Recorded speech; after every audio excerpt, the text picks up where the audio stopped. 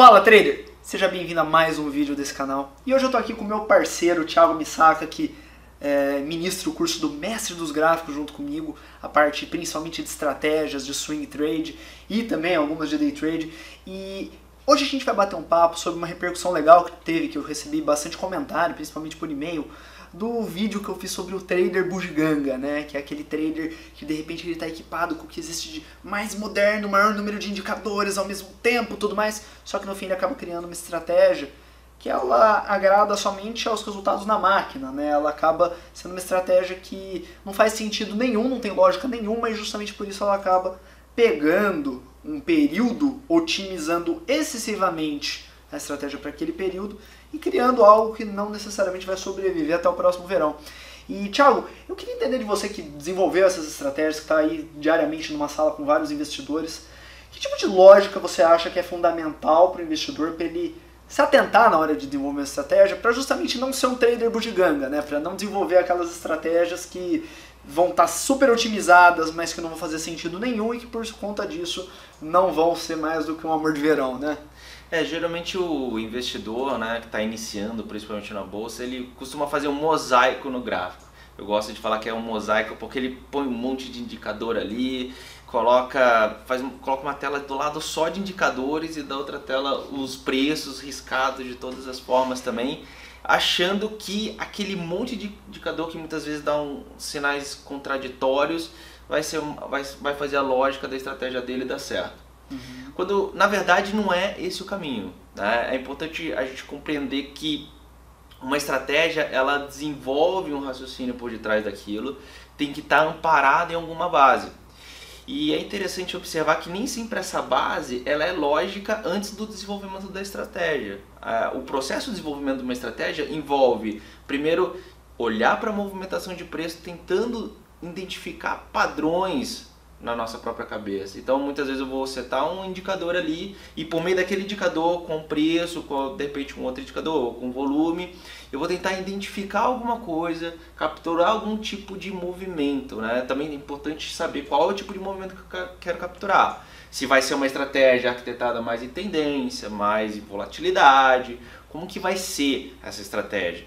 Né? Eu utilizo, por exemplo, eu desenvolvi o Pivô MM, que utiliza basicamente volatilidade para mensurar o quanto que o preço está andando. A partir daí eu respondo uma das principais questões da análise técnica, que é justamente o que é uma movimentação de preço, o que é uma pernada de alta, o que é uma pernada de baixo, para a partir daí eu saber o que é um topo e fundo. Isso é muito importante, a questão dos topos e fundos é o principal objetivo desse indicador, que para quem está assistindo aqui e ainda não sabe o que é o Pivô MM, é um indicador do Thiago que ele segue uma lógica semelhante à lógica daquele indicador zigue-zague, que é tradicional na análise gráfica, que define topos e fundos de uma forma objetiva, os rallies, as pernadas por consequência, só que é um indicador que você precisa estar sempre parametrizando ele, você tem que estar sempre imputando o que é relevante ou não. E o Pivô MM passa uma fita métrica na volatilidade e, de certa forma, você acaba não precisando de estar calibrando ele nunca. Ele é um indicador perpétuo. Ele já acaba ponderando, né, o nível de volatilidade atual daquele papel. Porque muita gente, inclusive isso é um erro muito corriqueiro, né? As pessoas operam, por exemplo, Usiminas, que tem uma volatilidade gigantesca, que hoje está em valores de centavos, e compara aquilo com, por exemplo, Ambev, tem um valor nominal bem maior que os Usiminas, por exemplo, e tem uma volatilidade muito mais reduzida. A volatilidade tem que ser diferente de um papel para o outro, e a estratégia, o indicador que você vai utilizar tem que estar calibrado em relação a isso. Né? No caso do Pivô MM, por exemplo, vai identificar que uma movimentação de preço que muitas vezes é relevante em quantidade de reais, né, na Usiminas, não vai ser relevante na Ambev, por exemplo. É mais ou menos esse o conceito do Pivô MM. Mas eu sei que você também opera muito day trade, né, por meio de robôs, Renato. E como que você está vendo, como que você desenvolveu essas estratégias e qual que foi, o que te amparou? Cara, muito legal você comentar isso, né? Isso daí que você estava falando vai muito de encontro com uma crença que eu tenho, que é a seguinte: a lógica de uma estratégia ela deve estar alinhada com a lógica das pessoas.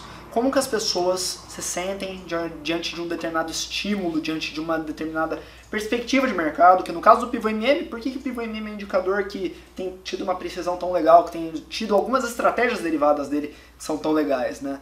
Porque você identificar o topo e o fundo de forma objetiva, você está identificando memória dos investidores, pontos de barreira de acordo com a memória dos investidores, pontos onde os ânimos se invertem. E isso é algo muito importante, porque você está interiorizando o funcionamento da cabeça das pessoas dentro do seu indicador, por consequência, dentro da sua estratégia. E isso acaba gerando bons sistemas, no teu caso, no swing trade e tudo mais. Só que, no meu caso, com robôs, eu ainda tenho uma experiência adicional, além dessa questão de a gente pegar setups que façam sentido pela lógica do mercado, né? Eu vejo que muita gente se frustra muitas vezes, porque procura, principalmente nos robôs, curvas de backtesting que não sejam somente boas nos últimos 6 meses ou no último ano, que sejam perfeitas nos últimos 3, 4, 5 anos, o tanto de histórico que você tiver na frente. E isso é algo muito difícil, porque geralmente se você encontra um gráfico que não vai te frustrar nesse tipo de situação, você tem um robô que está com algum tipo de defeito, algum tipo de lag, no qual ele está naturalmente comprando antes do que deveria ter sido comprado, ou vendendo depois do que deveria ter sido vendido, e por aí vai, e desenvolvendo uma lógica que não se vê na prática.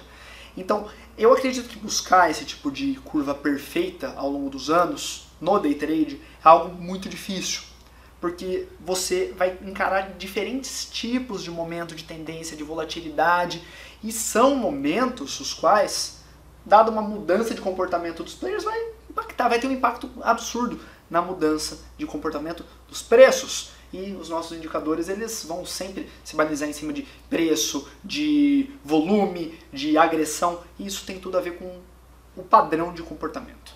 Então o que eu penso referente ao day trade na lógica que a gente deve buscar?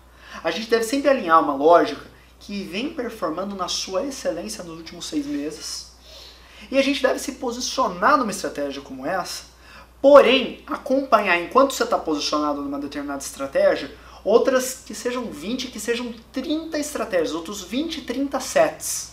Por quê? Porque daí você vai criando um ranking, e daí, por exemplo, você pode fazer uma revisão quinzenal, você pode fazer uma revisão mensal, dependendo da frequência, né? Porque nos momentos onde você se pré-programar para rever as suas operações, você vai ter um ranking, e se a sua estratégia estiver perdendo qualidade em relação a outra no ranking, você simplesmente substitui ela. E essa outra que você substitui, ela pode se manter líder do ranking por algum tempo, até que outra assuma a liderança. Você vai, pelo menos, ter uma condição muito maior de estar operando conforme a lógica que o mercado está assimilando naquele momento, que os players do mercado estão assimilando naquele determinado momento. E assim, é pré-requisito operar por meio de robô. Não dá, no dedo que a gente costuma falar, é impossível você ter várias estratégias nessa quantidade, elencar qual está trabalhando melhor. Você precisa ter um robô testando isso. Antigamente tinha muita gente que operava o day trade naquele formato discricionário, né? Naquele formato da pessoa fazer a mágica dela, ter os feelings, ter as sensações de mercado, ter as técnicas mirabolantes, numerologia e tudo mais. Mas hoje em dia, que a gente tem robôs, tudo ficou muito mais fácil. Hoje em dia que nós temos robôs, ficou muito mais fácil a gente simular, saber o que funciona, saber o que não funciona. Só que quando a gente está analisando uma base de dados que tem interferências sazonais, é muito difícil a gente querer um padrão perpétuo. E justamente por isso, essa questão de você acompanhar vários sets de robôs ao mesmo tempo, estar sempre se posicionando nos melhores, é uma forma de você, ao mesmo tempo, não cair em overfitting, de você estar sempre posicionado em algo que segue uma inércia no comportamento dos players, algo que presume-se que deve ser mantido, se não for você vai se posicionar em algo que está se destacando e acabar, portanto, tendo uma estratégia, uma carteira muito mais versátil. E uma ideia final, né, que você também pode criar alguns critérios, como por exemplo no Mestre dos Gráficos a gente ensina o índice termômetro. Você pode criar algumas métricas para você acompanhar o mercado, para você de repente filtrar alguns desses genótipos que possam estar numa condição, se projetar em uma condição adversa. Mas isso é papo para outra seara, não é verdade, Thiagão? Ah, sim, a gente vai conversar bastante ainda. Gente, agradeço aí por vocês estarem aqui com a gente. Agradeço a você também, Thiago, por esse bate-papo aí. Hoje a gente tirou um tempinho para gravar um vídeo juntos aqui no meu escritório. E basicamente, pessoal, se vocês gostaram desse vídeo, clique no like aqui embaixo do nosso vídeo. Eu não sei se você está assistindo a gente no Facebook, se você está assistindo a gente no YouTube. E se inscreva no canal do Portal Alok no YouTube, que é o jeito de você ser notificado de cada novo envio, de cada novidade que a gente trouxer aqui no canal do Portal Alok. Muito obrigado e até o próximo vídeo.